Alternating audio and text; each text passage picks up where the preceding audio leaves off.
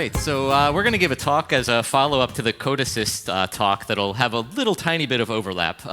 But our talk is called Broken Rungs, and it's a look at a couple of different logic systems. I generally call all logic systems ladder logic, even though that's not technically true. But we're looking at a few different logic systems to see, what are the overall security postures of these systems, and what can attackers do that would be bad with them in general. To that end, who are we? So my name's Reid Wightman. I've been doing a lot of PLC security research for, I don't even know, like 10 years now or something like that. I do a lot of reverse engineering of hardware and firmware, looking at network protocol stacks, looking at things like ladder logic runtimes, looking for, backdoor accounts and that sort of thing that happen to be common in embedded systems, especially in the industrial space.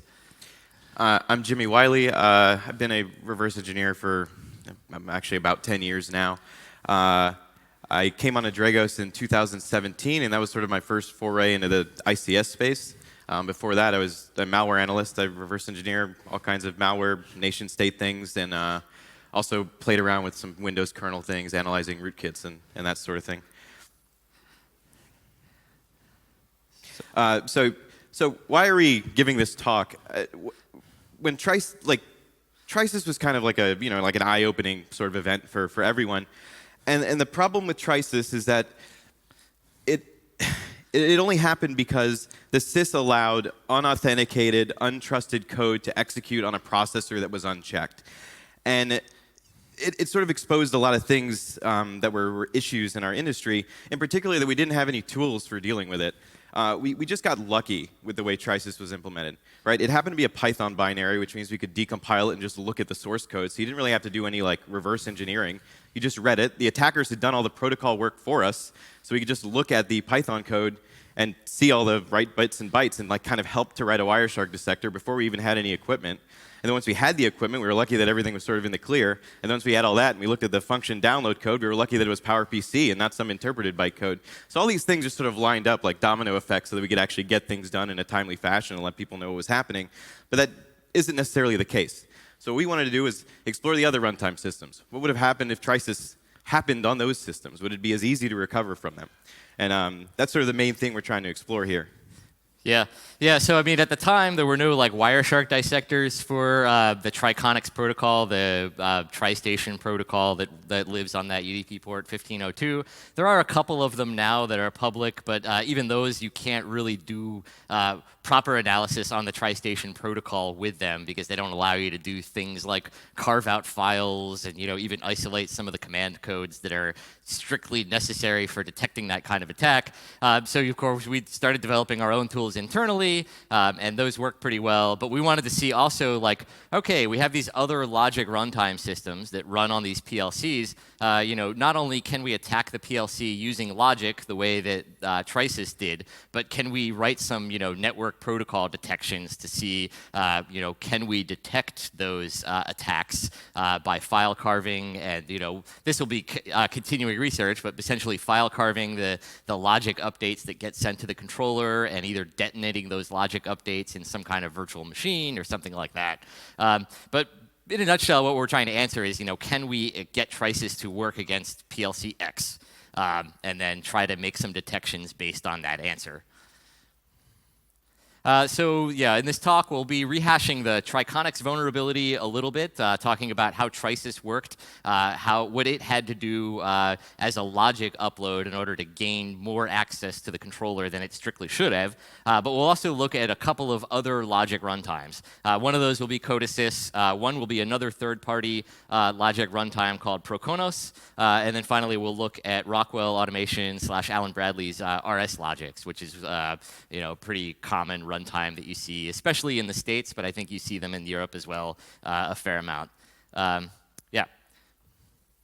So the TRISIS event, we're not going to go into a whole lot of detail here, just because all of this stuff has been covered, but just as kind of a basic overview, an oil and gas facility in Saudi Arabia was attacked in 2017. It wasn't assessed as an intentional shutdown by the attackers, and the attack focused on a Schneider Electric Triconex safety controller. Yeah, thanks. For a sec, yeah. Yeah, all right.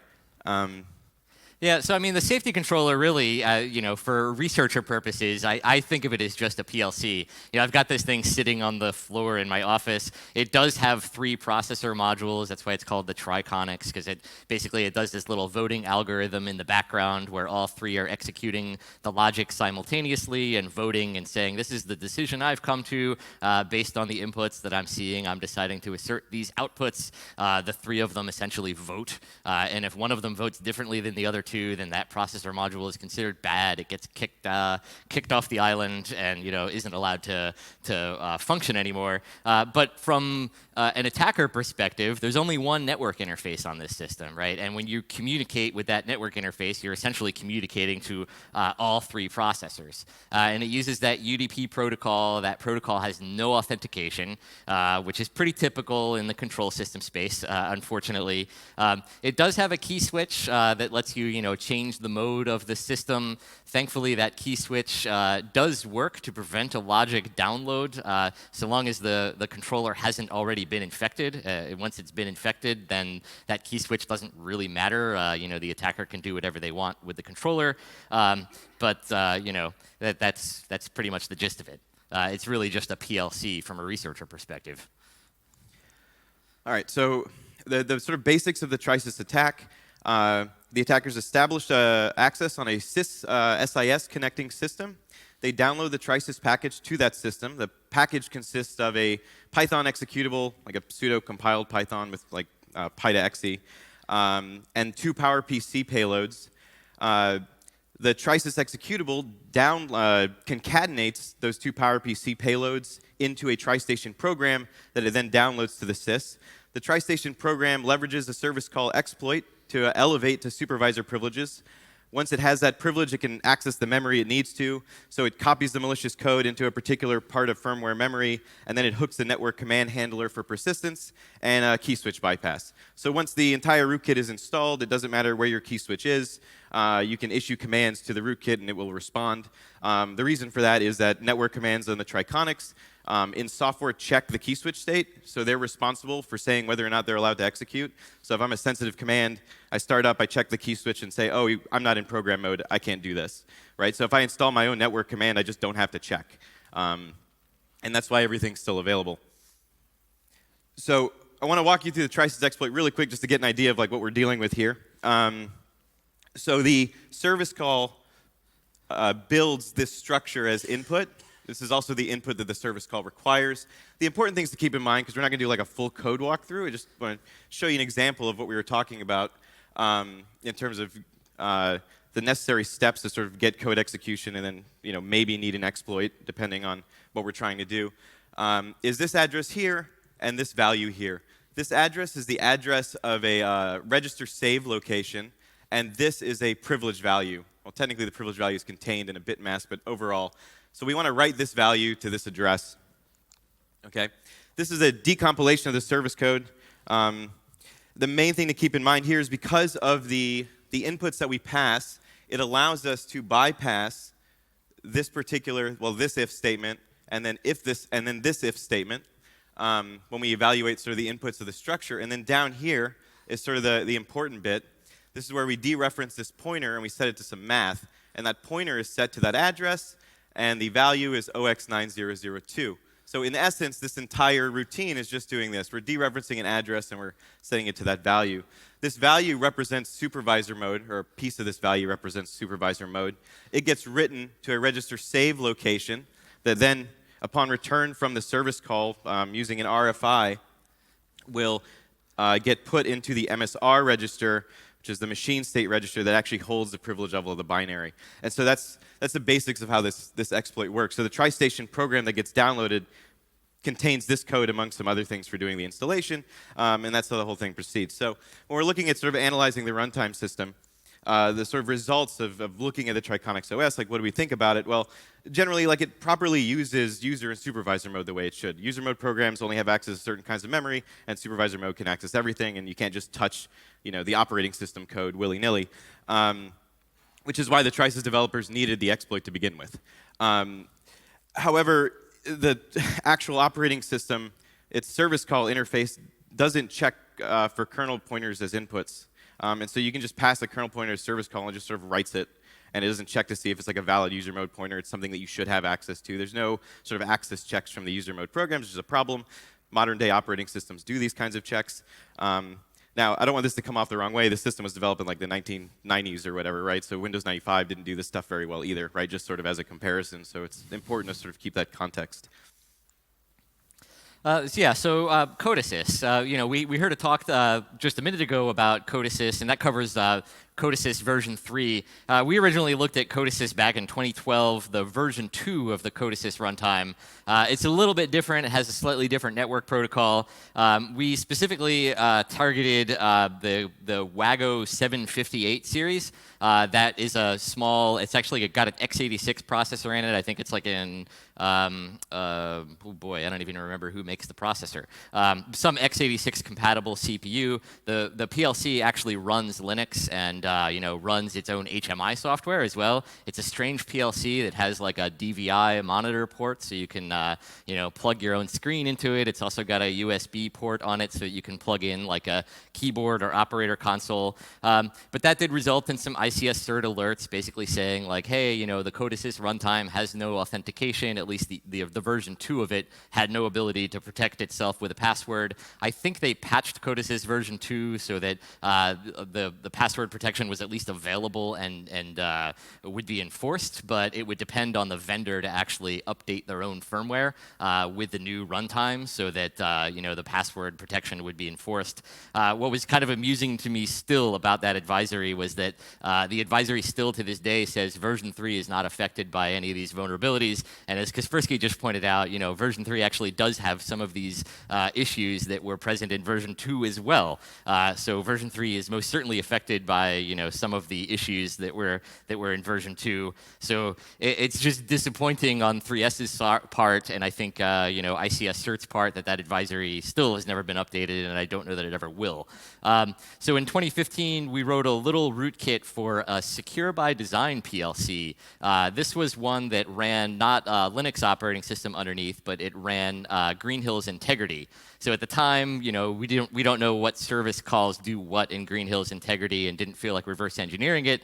So again, the rootkit wasn't meant to modify the PLC as a whole, but it could modify the CoDeSys runtime itself. Change some of the if statements in the runtime to make logic flow differently. The version 2 file format's pretty well understood. I think there's some GitHub project, I don't remember if we included it in our references or not, that will actually parse the version 2 file format. The version 3 file is pretty similar, although the network protocol's changed a ton, like I said. And one of the things that you have to kind of get around with CoDeSys is this CRC file, which is really just a additive CRC. They just add all the bytes together, modulo 100000000. So Kaspersky Labs put out a way better summary than we did about the protocol. So we'll have that in the references section, or if you scan to that QR code a minute ago. But there was also this DEF CON 23 talk called Vulnerability Inheritance in PLCs that walks through some of the version 3 protocol also.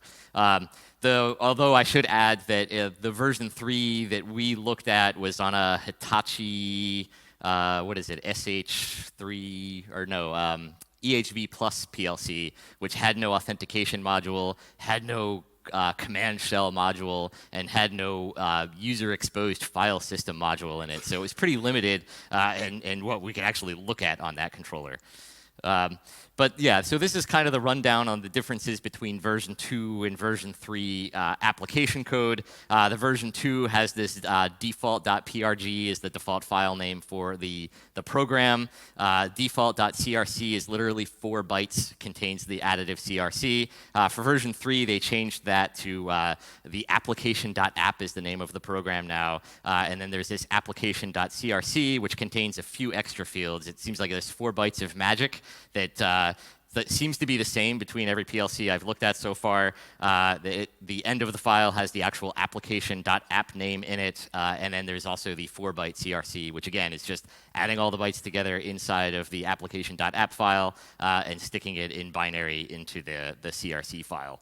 When we do stuffing of application code, I mean, this is just a really basic example of how you can do kind of a rootkit or shell code in CoDeSys. We made a really simple project that just has 2 strings, 2 local variables to the code, and then down at the bottom here, we just assign, one of the strings is something that's Dragos was here or whatever, so we could see where in memory it's located. And then we put a second string, which is just full of A's that we called shellcode string. We compile that up, and we get, a big blob of code. And what's kind of amusing about this is up here, the actual function, this is not the actual start of the function. The actual function starts up in memory.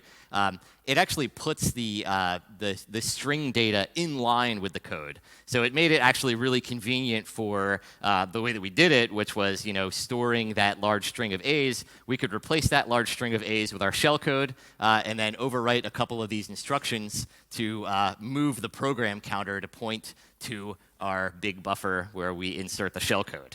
And that works, pretty darn well. You just have to recompute the application CRC file once you hand modify one of these application.app files, and you get arbitrary code execution on most PLCs. That's with the highest privilege level. So in other words, the CoDeSys application can overwrite the firmware of the PLC itself.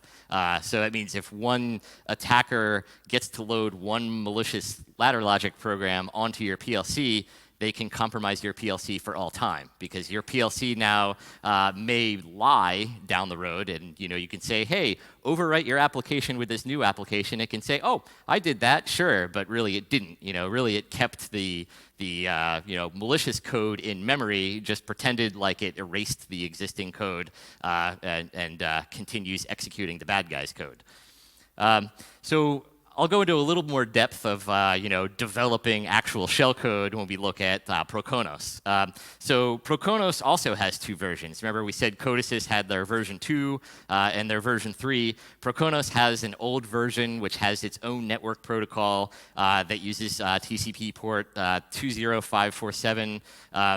Back in the day, Aaron Leverett and I worked on an internet scanning project for PLCs. This was back before Shodan implemented a lot of industrial protocols where, we scanned the internet for version 2 connected PLCs. And there were quite a few. And, we tried to work with some of the certs, Craft cert, the Norwegian cert, ICS cert, to try to get end users to take these things off to the internet with mixed success. There are probably more connected now than there were when we started that project, which is unfortunate. But if you go to Shodan now, you can just punch in, TCP port 20547. There's actually a Shodan scanner for that version of the protocol. But some examples of stuff that run Proconos. There's the Advantech Atom. There's a light blue PLC down in the village downstairs. I recommend checking that out, because that actually runs this Proconos runtime. There's a product made by Emerson called the Bristol Babcock Control Wave series. Those actually run this as well, although they did add authentication themselves. And Yokogawa makes a PLC line called the Stardom that's a lot of times used for their automation projects. Again, uses this old version of the protocol. There's a newer version of that protocol available that uses, it's a way different protocol. Again, similar to the CoDeSys version 2 to version 3 was a way different protocol. Proconos, the old version to the new style, is way different protocols. New ports, a lot more ASCII text in the new version of the Proconos protocols. So if you look downstairs, again, there's a new version PLC down there called the Phoenix Contact ILC series that uses that protocol. It's a little green PLC. There's one down in the lab downstairs. Phoenix Contact also makes a thing called the PLC Next series that runs this. And for a while, Phoenix Contact had a version of their Proconos runtime that you could download and install on the Raspberry Pi. Thankfully, we were able to get a copy of that for a little bit of experimentation, similar to what Kaspersky did with the CoDeSys library. So for Proconos, there's an engineering tool. This is the engineering workstation software. It's called Multiprog. Again, ladder logic files get transferred using one of these proprietary protocols. There is a CVE for this one dated back to 2014 that says, hey, there's no authentication on this service, and people can load new ladder logic into a PLC. or issue start-stop commands against the PLC running this runtime. And the advisory there says it's not up to KW Software, who's really Phoenix Contact now, to provide that authentication. It's really the PLC vendor itself. And so we actually see, like I mentioned, Bristol Babcock actually has authentication in that service. And I believe the Yokogawa Stardom does as well. But companies actually implement their own authentication systems. But it's essentially the same thing, right? There's a boot project that's transmitted to the PLC. That boot project contains compiled code and gets loaded on startup. So let's take a look at what the file format looks like. So the first hex 80 bytes of that file are header. That contains the application name, some magic bytes, different lengths of different portions of the file, as well as some CRCs. And then immediately following that header section is a heap definition segment that contains information on what variables are used by the project. And then there's finally the code definition segment, which defines all of the actual compiled code that gets used by the controller. So this is what the header looks like. This is one that was, I think this is their demo project, in fact, for the Raspberry Pi using the PiFace I/O shield. It's a little card that sits on top of the Raspberry Pi. Gives you some buttons and some relays that you can manipulate. So what's highlighted in red here are 3 length fields. Each is a 32-bit little endian integer. The first length field, the 50330000, that's the length of the kind of heap or data allocation section of the file. The next one, the F04D0000, that's the little endian length of the code portion of the file. And then the third integer there, the 3C840000, is the length of the whole file. And then what's highlighted in yellow here are 2 CRC values, actually. The first 2 bytes of the CRC are a 16-bit additive CRC. It's done the same way that the IP protocol, the IPv4 header is computed. So it takes every pair of bytes, adds them together to get a 16-bit number. And then the second 2 bytes are the header CRC addition, or whatever you want to call it. So the first 16 bits of that CRC is the CRC of the main part of the file. In other words, the heap section and the code section. The next 2 bytes are placed into the header so that the CRC of just the header comes out to be FFFF. So yeah.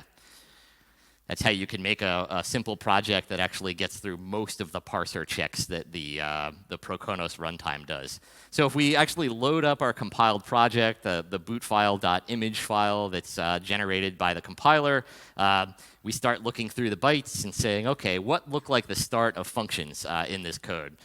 So all the functions in the code end up starting with some self-managed stack stuff, which is weird. They just subtract from the stack pointer and then manually save whatever registers need to be preserved into the newly freed up stack space, which I haven't seen that in like common ARM compilers, and I thought it was kind of weird, so I always like to nerd out on things like that.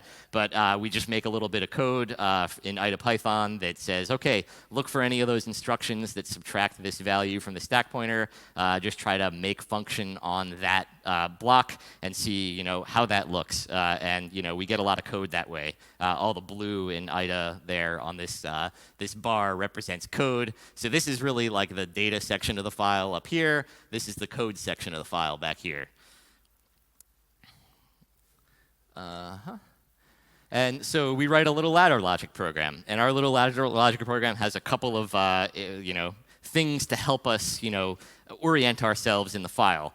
So the first thing that we do is we do a comparison with an integer that we know the value of. So this 1094795585, that is hexadecimal 41414141, which will appear in the binary as AAAA. And then we also have another D word down here, 11622333672. That will appear as ASCII EFGH.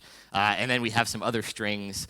The reason that we ended up putting these little integer primers in here is because strings in this file are actually stored as Unicode. So they start with a 16-bit length field, and then the actual ASCII data itself is stored with zero zeros between each of the ASCII characters. And they're actually not located next to the function like CoDeSys does with its compiler. They're located up in the heap section, and then the code references those using a pointer, and that pointer actually has to get corrected, but we'll get there.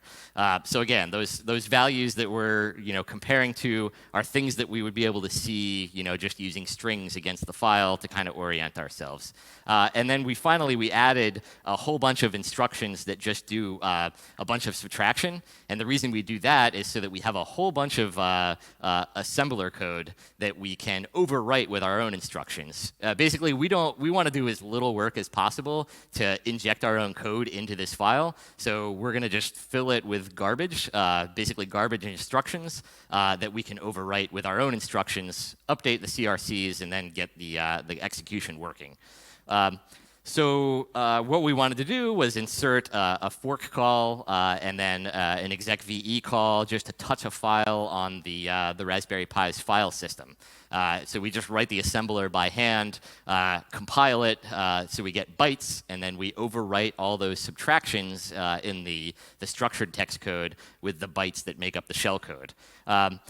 One caution here, and the reason that we ended up doing that, all those negation instructions, is that whenever you reference some global variable in this code, the loader for Proconos actually has little hints in it, and it walks through the file and says, okay, where are all my functions in that code segment, and says each of these functions has a little header on it.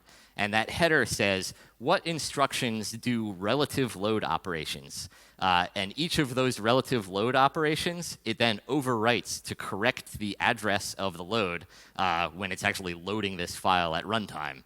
So if you overwrite one of those relative load instructions, the loader itself will check to make sure that instruction is a load instruction still, and if it's not, it bails on loading the file. Ask me how I learned that. It was kind of painful. But so our Proconos insert, we had that structured text code that we saw before.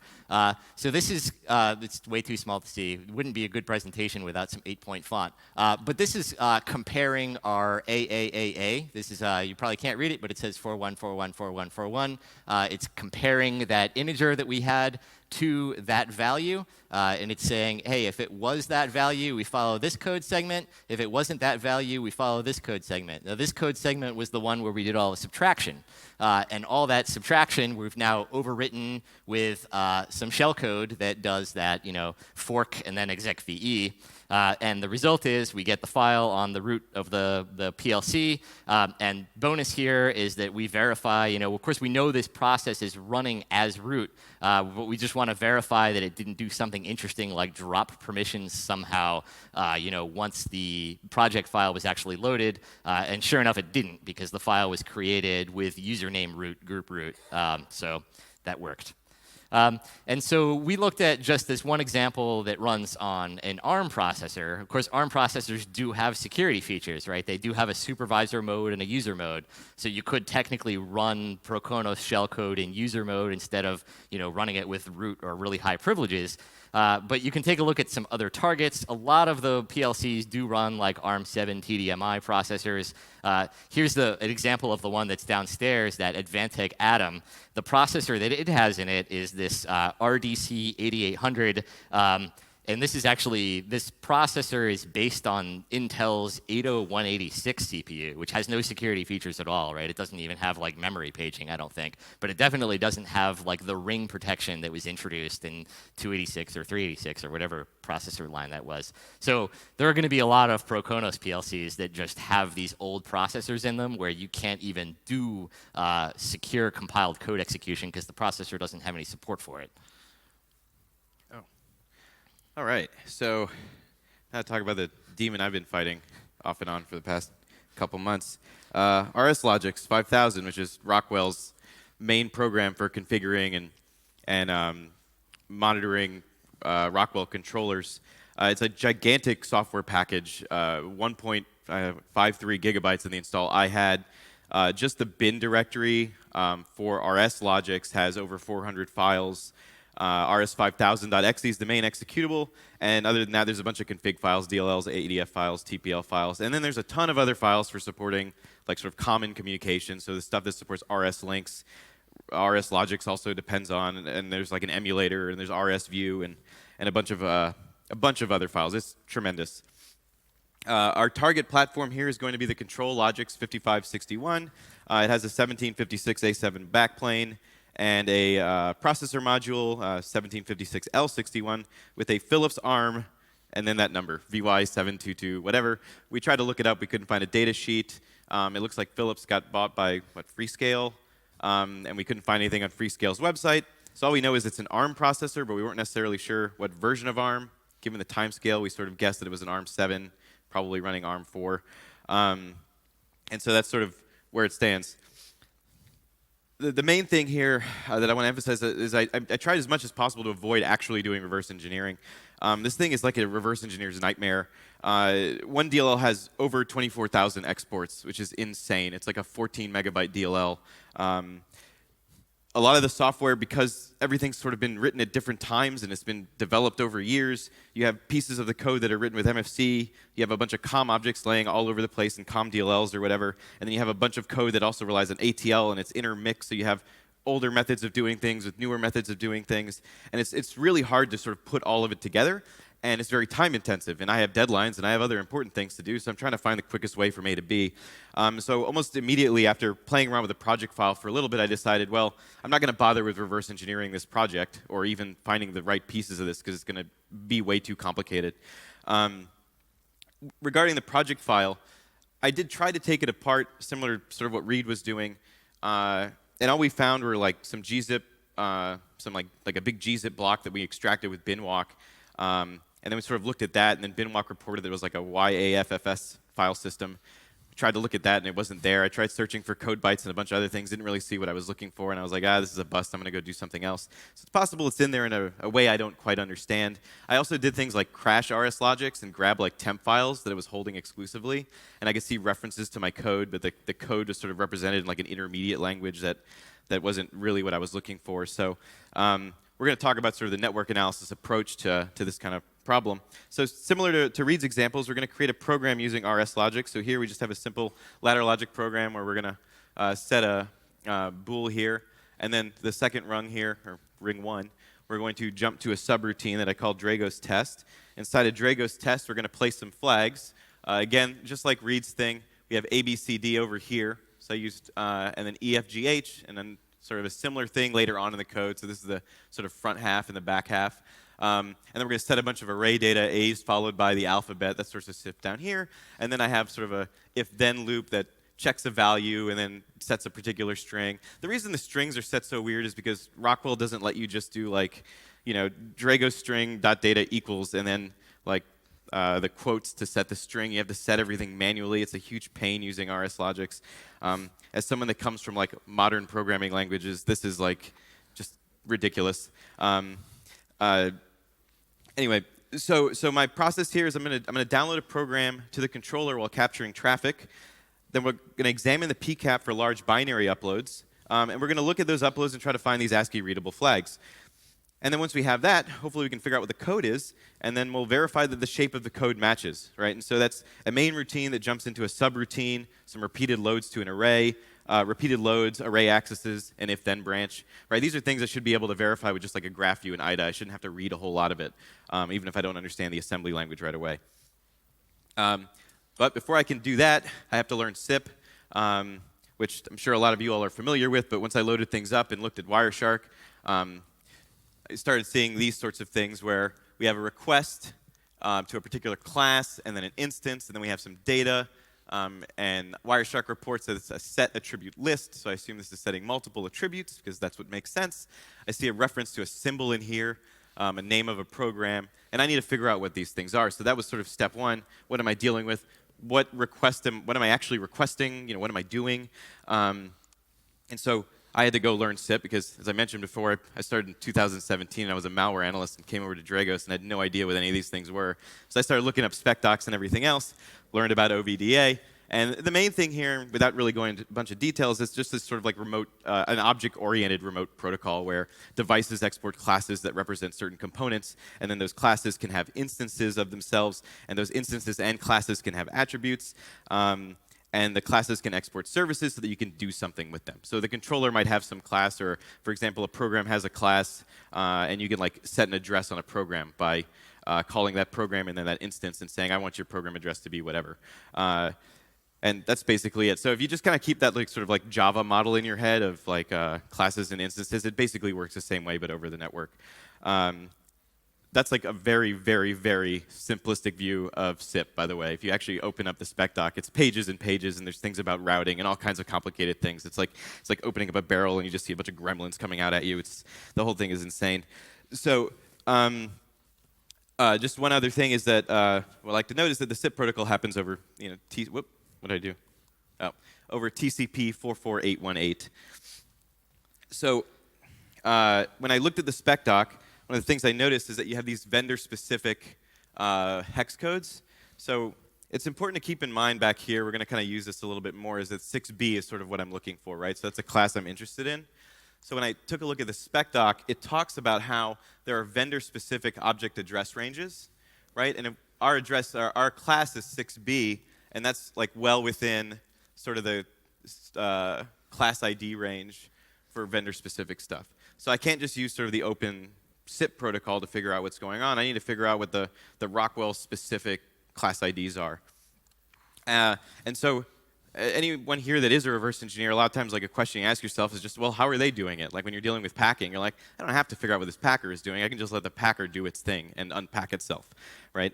And it's the same thing here with Rockwell. I was like, well, Rockwell has to understand how these things work, right? Hopefully it's nothing horrible where everything's kind of like embedded in the code, right?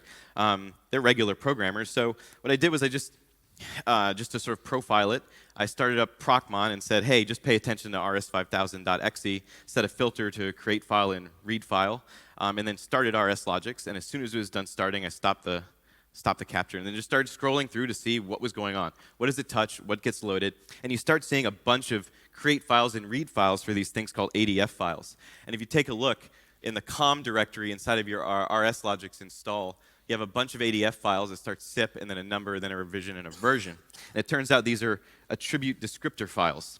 You open it up, you've got the name, symbol. The name of the actual file is the class number, so 107 represents 6B, right? Then you have a class name here, symbol, right? And then you have a list of attributes starting with 1.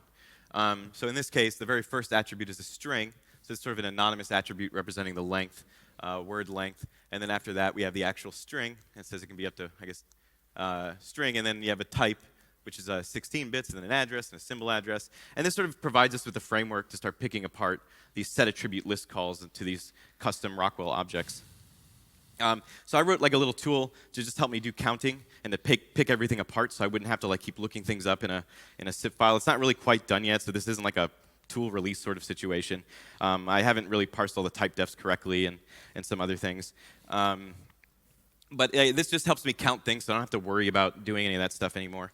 And it can spit things out to YAML and some other file formats if I want to parse it somewhere else. So now that I understand these things, I can pick apart the request, right? So I have a class 6B that's going to be our symbol class. An instance is just an instance of symbol. And then I have a set attribute list with a count of 6, which means I'm setting 6 different attributes. 1, 2, 3, 6, 10, and 11, right? So the very first attribute that you set, there's like a separate attribute field in the SIP request that says 1, so that's not going to be present inside of the actual data payload. But this is our string. This is going to be the length of the string, and these are going to be the bytes for like foo program or program foo program. Then we have a 16-bit attribute identifier, and then the actual value. So this would be type, which I think is 16 bits here, and then address here, 0300, and then we have 4 bytes for the address. So this immediately gives me sort of an addressing scheme when I'm trying to understand the program, which is nice. So now that I have this information, I could actually trace the full program process. It starts out, it creates symbols for everything, and then it creates like a program and then an executable object to represent any routines within that program. It associates the program to the actual routines. It also creates like data tables and a bunch of other things. It's actually pretty interesting, but we don't really have time to get into all those details. near the end of this process, though, what's important is there's a CIP create to a user memory class here, and that returns an address. And then we have a bunch of writes where we upload a bunch of binary data to that class. And once the upload is complete, it takes the address that was returned from that create and it sets it to an executable object here. So this is actually associating the routine with an executable object, and I saw that and I was like, well, this is probably the code. The field name is actually like executable object.code address, right? And I was like, well, this has to be what I'm looking for, right? So the thing is, it does it in multiple sets, right? There are multiple write calls. The first 4 bytes of every write are the address of where to write that data.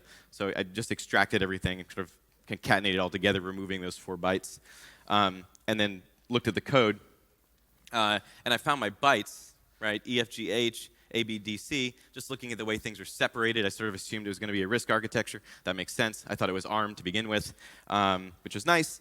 But then I tried to disassemble it, and it wouldn't disassemble in ARM, or any kind of ARM, or any number of languages I tried. I tried CPU rec, and it told me it was some kind of Texas Instruments instruction set, which is clearly wrong. Like,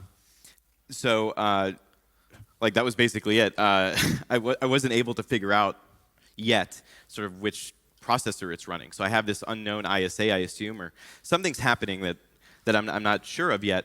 So what I suspect is that the control logic is probably running some kind of interpreter, or it's serializing or deserializing the code in this particular way that I don't quite understand yet. The other thing is I didn't see any references to any of our array data. So when I run the program runs correctly and all the array data gets set, but I'm not seeing any references to, like, if you notice in the program, it was like, .data 0 equals A. All those strings and everything that I wrote aren't present anywhere, and I can't find it. So it has to be getting communicated somehow, right? And I have a lot of clues as to what's going on. I know about the I/O map, and I know about the data tables, and I kind of have everything put together. But the fact is, this is a very large project, right? And so I just didn't get to the point where I could actually figure out what these bytecodes are. So what I did learn from this, though, is I have proprietary CIP classes, services, arguments, the sequence in which a program upload occurs. If you think back to TRISIS, we're trying to develop something TRISIS-like. The very first thing that TRISIS needed to do is understand what you do to upload or download a program, right? So I have like the first half. Like, I have enough that I could develop trisis.exe for an RSLogix box. But I don't know what the actual code is. So if we're looking at recovering from an event and I see a logic upload, right, I could write a Wireshark, or sorry, like a snort signature or whatever, to like identify a code upload. But then I'd get the logic upload and I'd be like, well, I don't know what this is, right? So the next step is we just need to figure out what that language is, what's going on there. And so now I'm kind of like eyeballs deep in RSLogix, having to reverse it because that's just the end result here. I did manage to find a decompile routine and a compile routine and assemble edits routine and all the things inside of that gigantic 14 megabyte binary. And so right now I'm kind of dealing with that. So this is sort of like part 1 of what's going to be probably a larger Rockwell/RSLogix journey, and you'll probably be hearing from me again soon once I sort of finish the rest of this work. It took a lot longer than I was expecting.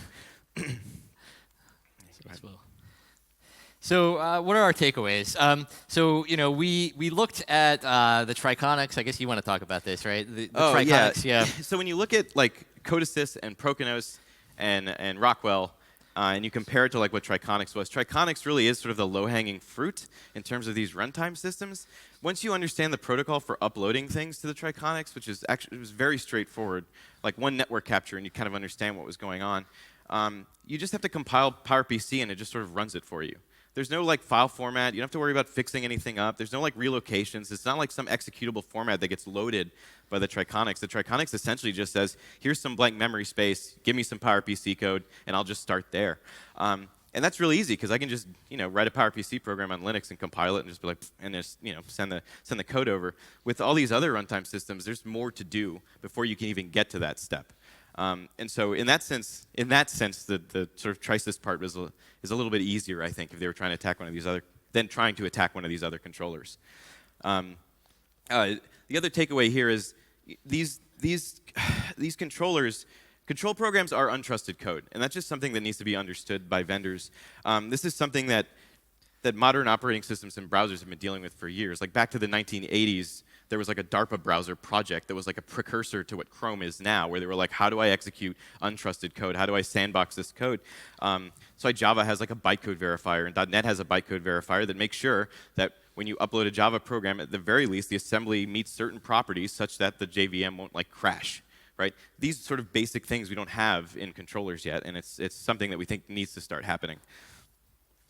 Yeah, and one of the takeaways from this is when you're executing code and at a kind of both the logic code and the communication code on the same CPU, you really need to take that security into consideration, right? Because if you're running both of these things, both of these components on the same CPU with the same privileges, well, now you could have code that can overwrite other code. And like I said earlier, that means that one person loading malicious logic into a controller means that controller can no longer be trusted.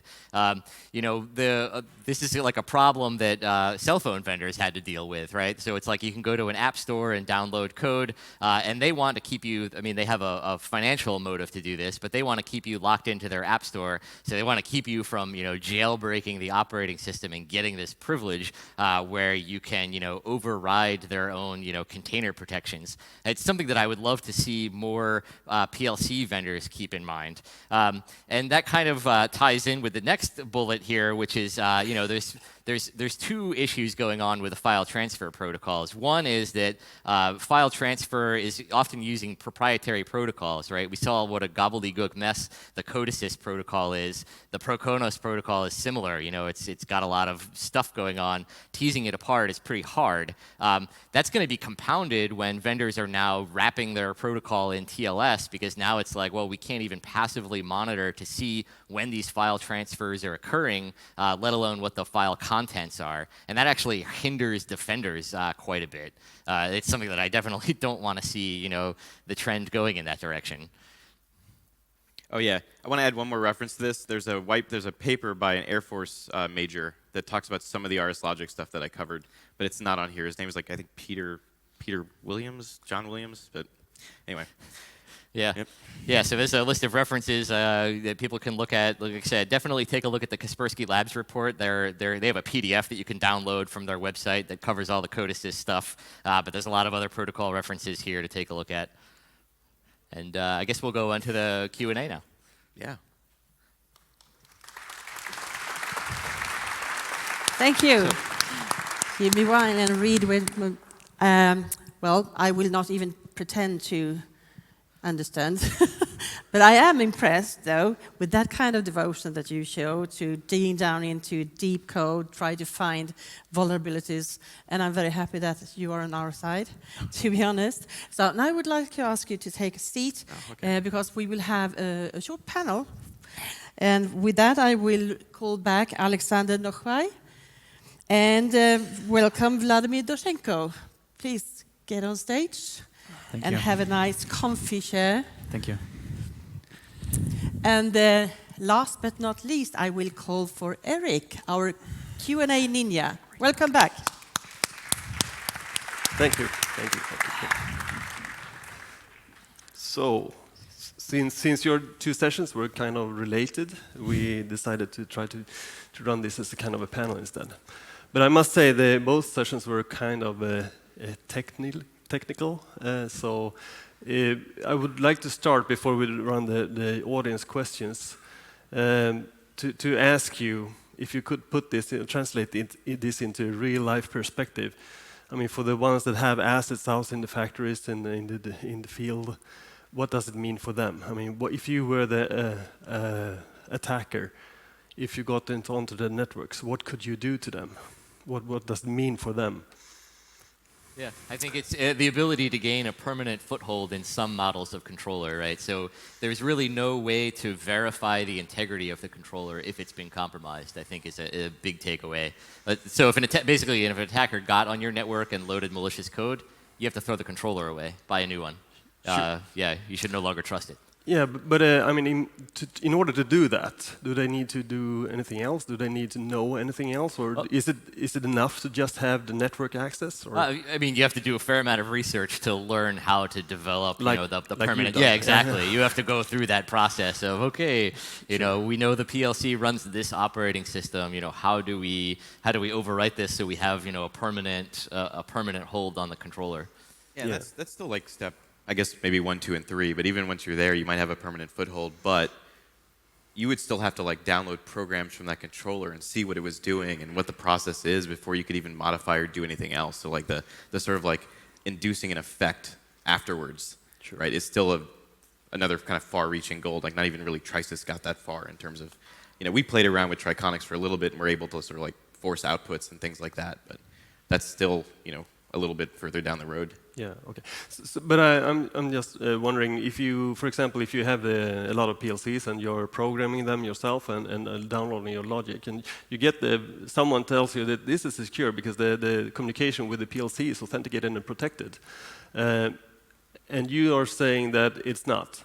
So if you get the network access, you can actually just download the software anyway. Yeah, this is totally true. And another problem is that it's quite difficult to detect the malicious communications, because some of the vulnerabilities that we have identified and our colleagues have identified, they are logical.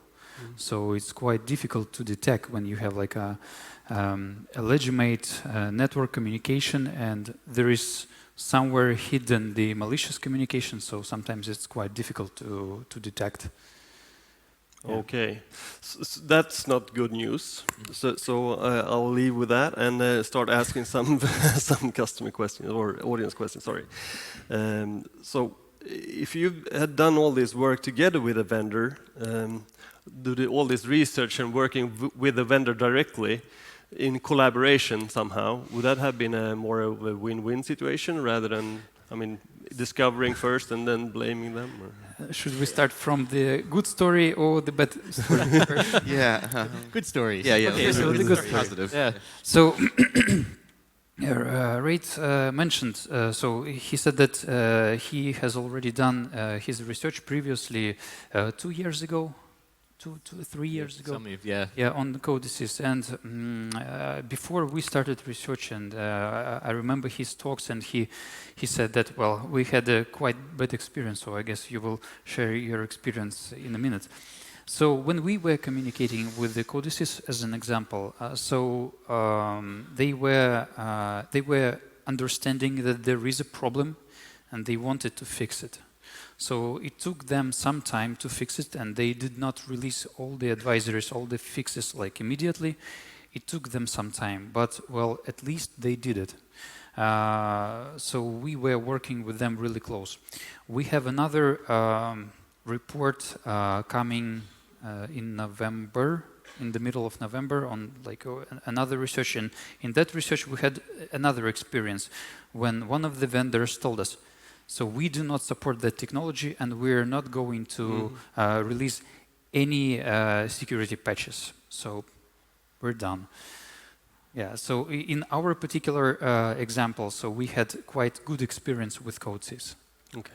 Yeah. This was, I think it was actually, so I first contacted them maybe 7 years ago and then talked to them again maybe 4 years ago was the communication I had with them. And back then they did not understand how any of this was a problem. I mean, they just, I don't think they had any experience with security researchers reporting issues at that time. So they were just, well, that's the design. It's not supposed to have authentication. It's supposed to accept compiled code from the user and run it. And that's not really up to us to fix. If the vendor of the actual PLC wants to add some features, they can add that on top. But it did not seem to be a priority with them at the time. Since then, I've worked with some vendors in the space, and it seems like if you report the vulnerability directly to the vendor itself, like the PLC maker, you might have some better success, but only if the PLC maker really cares about security, because then they will go to 3S software and say, hey,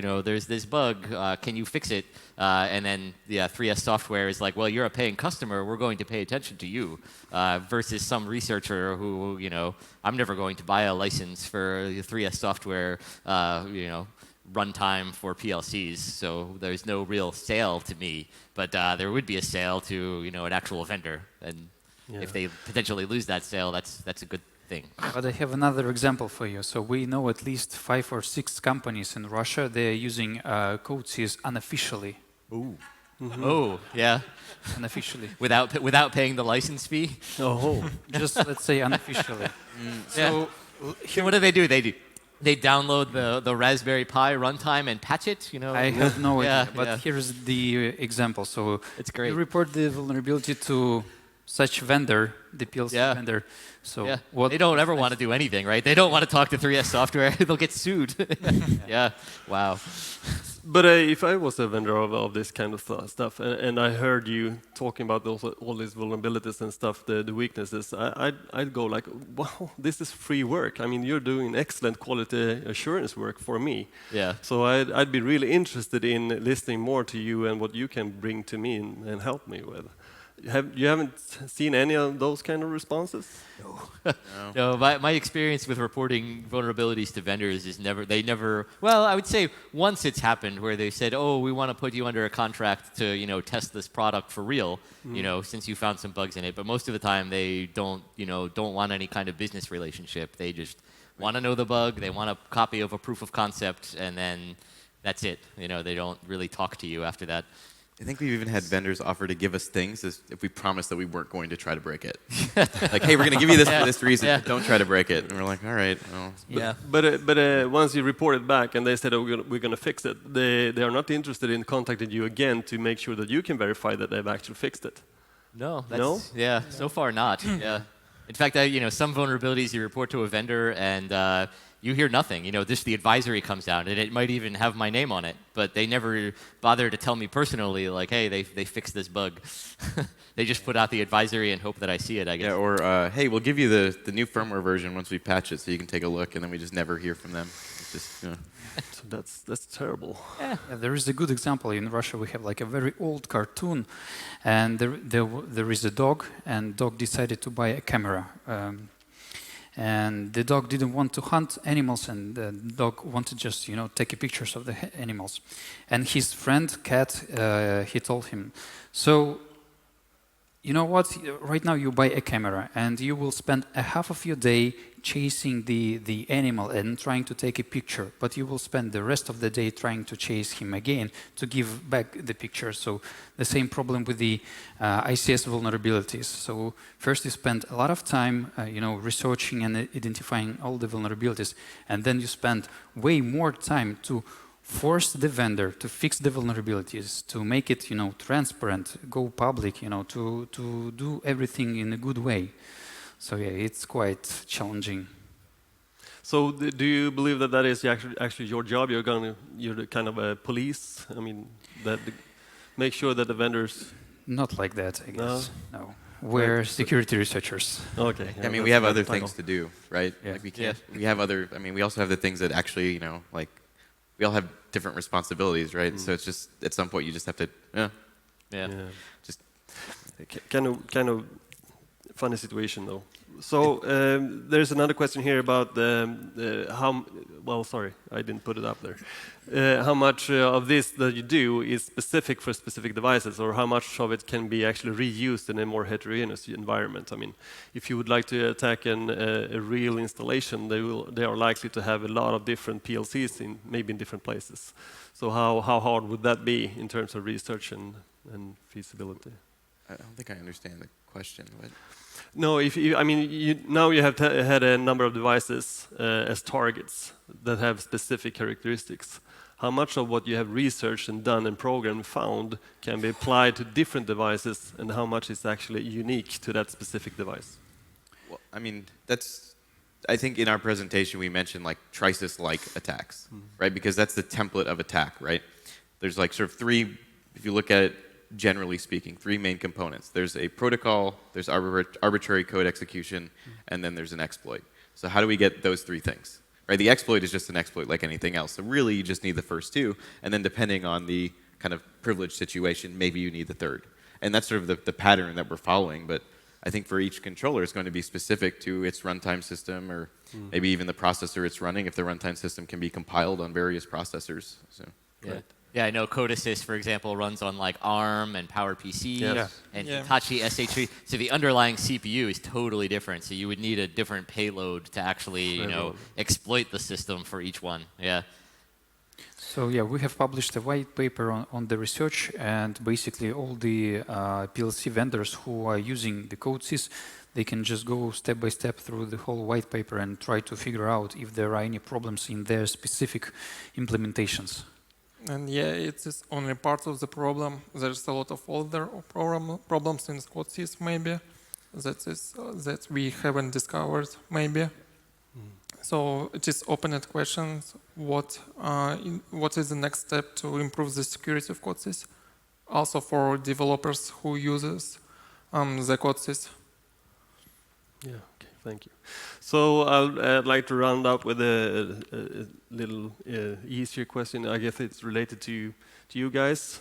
It goes like this. So obscure CPUs with no documentation saves me from reverse engineers. What? That would be you, I guess. So if you obfuscate the stuff enough, you will get problems with the reverse engineering it. So obfuscation is the way to go? I mean, everything... I mean, no, it was... Yeah, I think it was... Yeah. I mean, if you think about it, like, from my perspective, yes. coming from malware analysis to this stuff's actually a lot easier in terms of looking at the code, because the code isn't trying to fight against me, right? I can open it up, and that's the code, and I don't have to worry about some craziness or it touching strange pieces of memory or whatever. It's just normal assembly code. The problem usually is with the complexity of the software. There's a lot of pieces that are interacting, and that's kind of the main difference in terms of reverse engineering. But, I mean, you give any reverse engineer enough time, they figure it out. Sure, yeah, absolutely. Yeah. But it was like, if you have 52,000 exports in a DLL, you just go like, oh no, I'll start with another one. No, reverse engineers are stubborn. We just go, well, I have to figure out a way around this, right? I'll find another way. Yeah. You know? There's a strong case not to do that. So CoDeSys has a CoDeSys for safety a runtime. It's SIL 3 certified, so I guess it's meant to do life safety controllers. And I think there's a case against obfuscating code because it's like, well, if there was ever a problem with the CoDeSys compiler for the safety system, you would not want obfuscated code, you would not want to wade through obfuscated code to figure out what the problem was. Yes. You would want everything to be clear as day, in some sense. Not to mention like regular assembly language concerns where if I have a program that's certified a certain way and then I run it through a transformer to obfuscate it, well, now I need to verify that the obfuscated code is actually correct, which is like a whole other problem. Yes, absolutely. Regarding obfuscation, though, speaking of things being in the clear, the way I found the decompile routine in RS Logic was there was something called proggen.dll. I was like, well, I guess I'll start there. And you track up enough, and then you're like, you can just sort of follow the tree. It's not too bad. Okay. Excellent. Thank you very much for sitting here and giving your expertise, opinions of things. Thank you. I think thank you. Thank you. You deserve an applause. Thank you. Thank you.